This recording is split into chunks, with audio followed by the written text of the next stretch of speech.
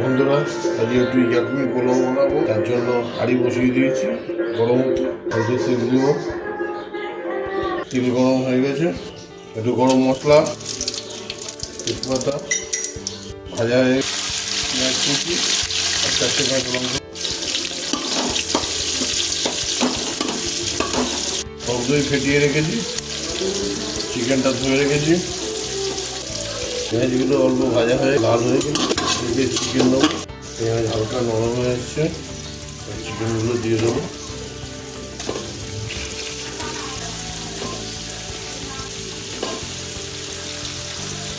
অল্প নুন, 3 চামচ রসুন বাটা, 2 চামচ আদা বাটা, 2 চামচ গোলমরিচ, স্বাদ মতো লবণ। একটু ভাজা ভাজা হয়ে গেলে টক দইটা সম্পূর্ণ দিয়ে দেবো। একটু ঢাকা দিয়ে দেবো।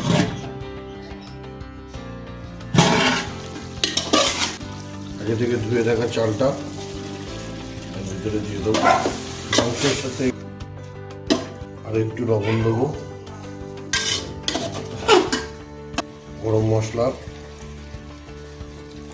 মিলিয়ে করে জন্য ঢেকে দেবো।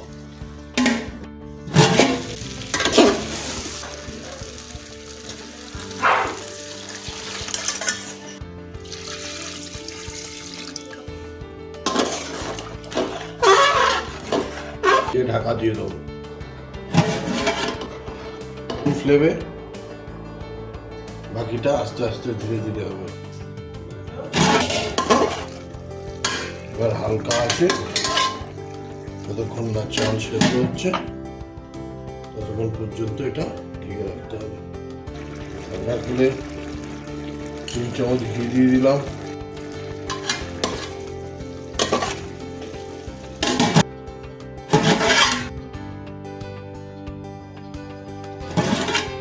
গ্যাস বন্ধ করে দেবো।